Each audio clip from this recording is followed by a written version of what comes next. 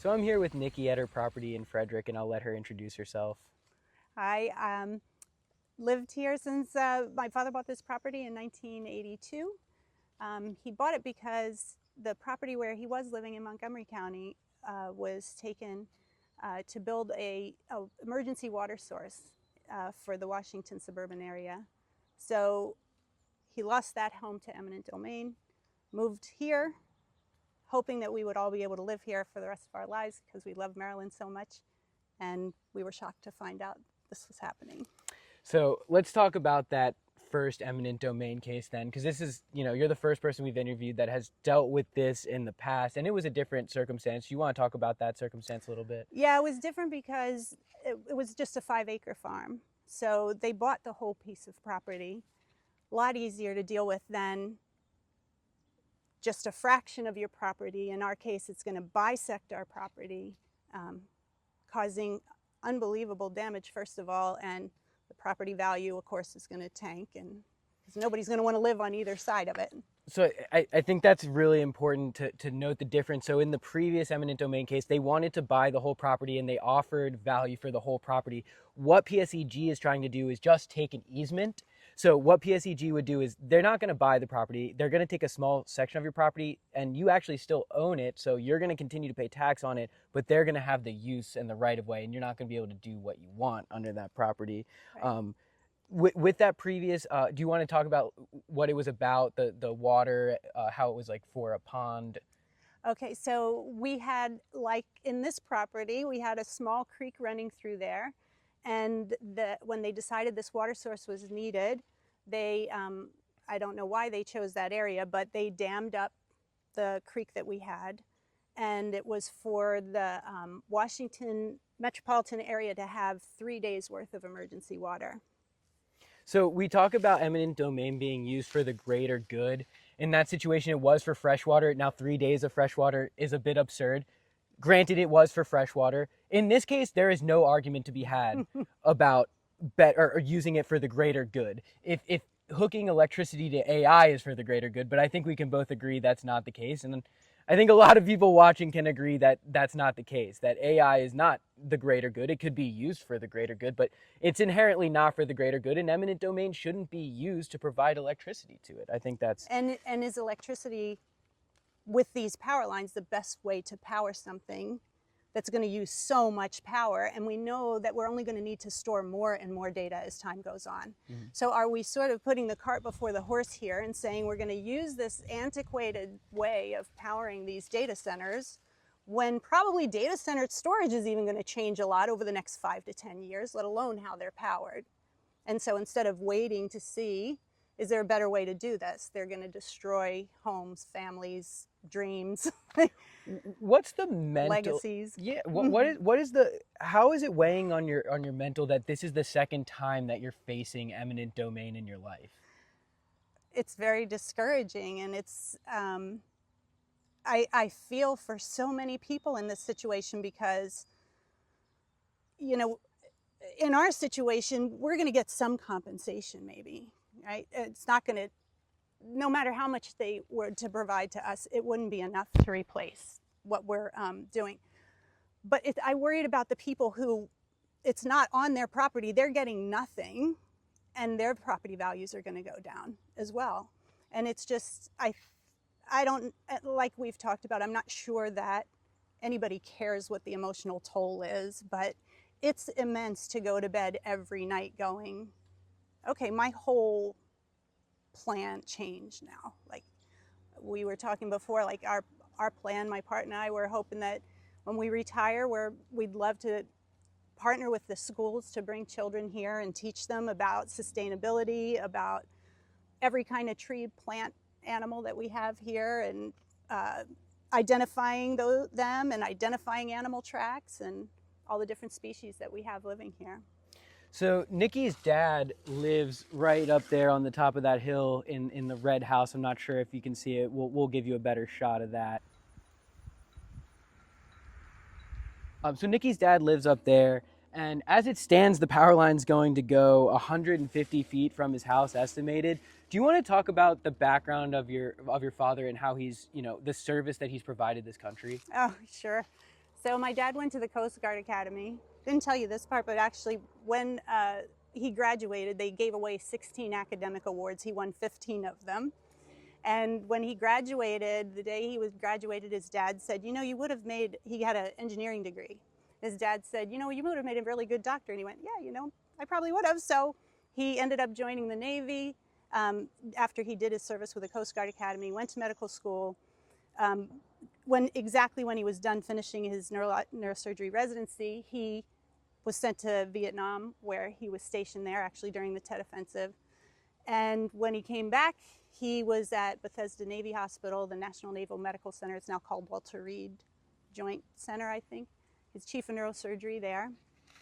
They wanted to promote him to admiral, and he turned it down because he wouldn't have been able to do surgery there. So he ended up in private practice for a little while, but then he retired from that, joined the Coast Guard Auxiliary, where with his private plane that he had practically his whole life, he flew search and rescue for the Coast Guard, and he also helped train for invasions of the protected airspace over Washington, D.C. So he'd fly in there, and the Coast Guard would come and sort of usher him out, practice for in case there was an invasion.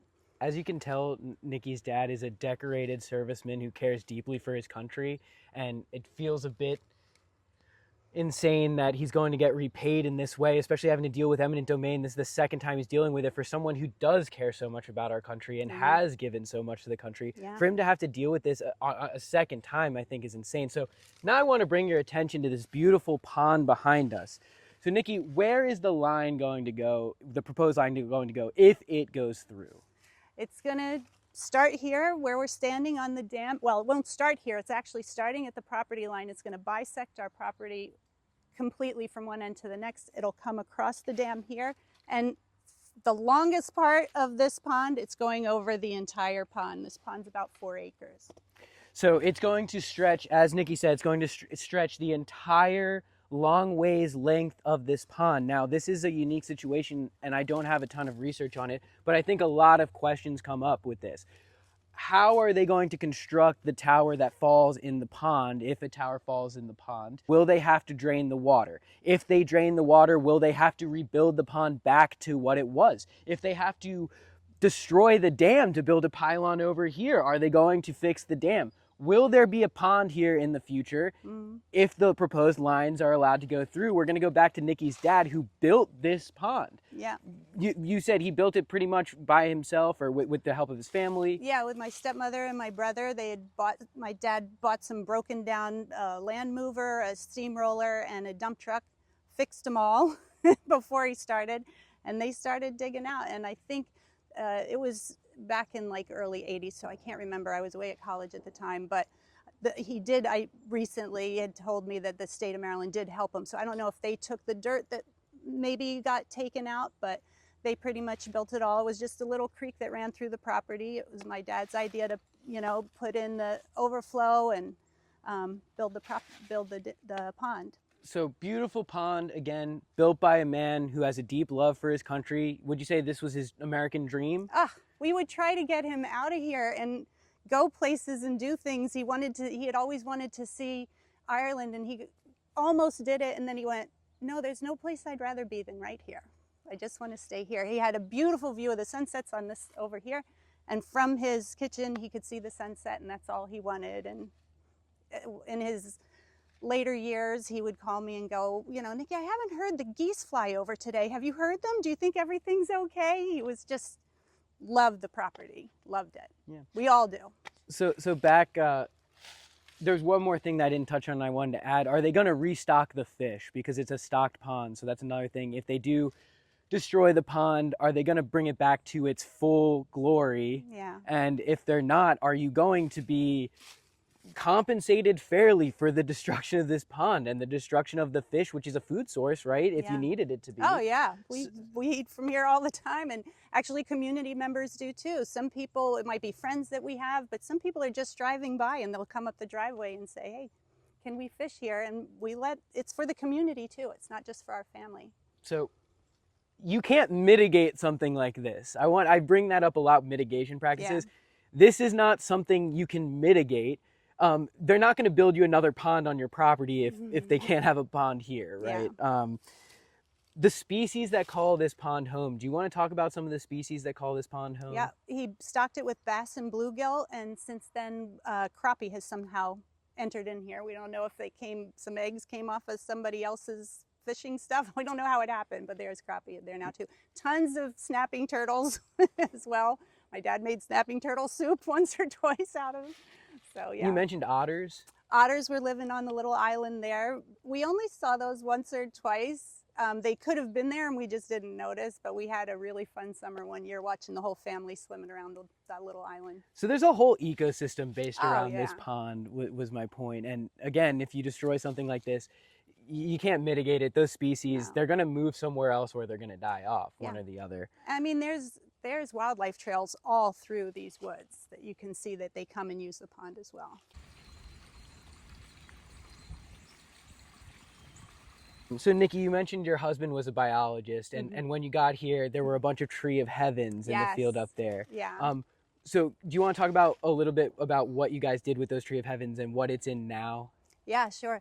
So when we first moved here, I didn't know it. I just thought we had a lot of nice trees, but being a biologist, he said, those are all trees of heaven. We need to get rid of all of them. And we didn't know what we were going to do about that. We had plans, but there were so many, we didn't know what to do. And I happened to go to some type of Maryland State community meeting, and they talked about a program where if you had property along a water source and there was excess, what's it called? Runoff. That would cause erosion and damage the water sources, that they were willing to come in and plant trees. It was called Healthy Forest, Healthy Water Plan. And I went to them and said, well, we have all these trees of heaven. Would you still come and plant? And he said, no, we're not going to reforest, but if those trees aren't there, we will. So I came home and I said, Don, what do you think about cutting down 525 trees? So he did. Every day he'd come home from work and he would get his chainsaw and he'd start chopping them down. It took him about, I think, 3 months, and he was taking the last 2 down when the day they were coming to plant. So they planted, over the course of all of the property, there's like 2,250 trees that they planted.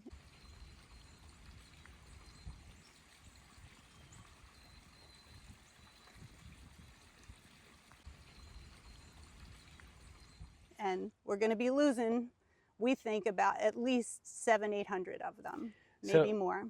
As you can tell, Nikki and her husband are great stewards of the land, and her father too, in every aspect possible, right? They did their practices. They spent money and time on bettering the land, on fixing the erosion issues, on creating a more diverse, sustainable environment for animals and pollinators and all different things. And now a company, PSEG, is going to come in and basically destroy everything that you guys have done over the past, how many years would you say? Oh, we've been here since '82. So they've been here a substantial amount of time, and it's going to be a huge step backwards if PSEG comes in and does all of this. Yeah, oh, for sure. Yeah. For sure. So I think we really need to think about, what's our goal?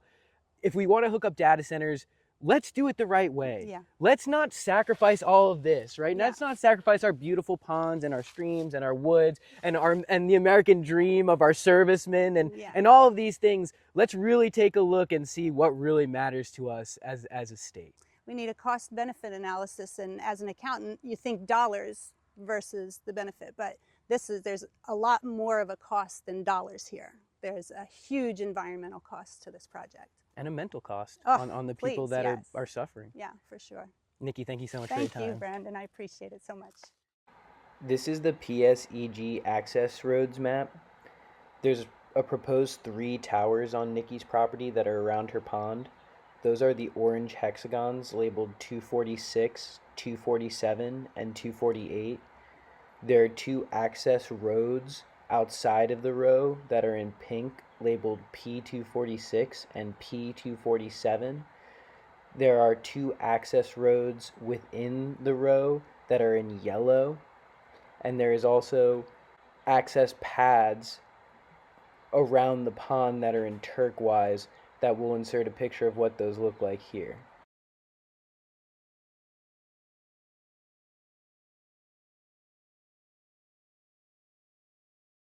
As you can see, if this line goes through, it will be extremely destructive to Nicky's property.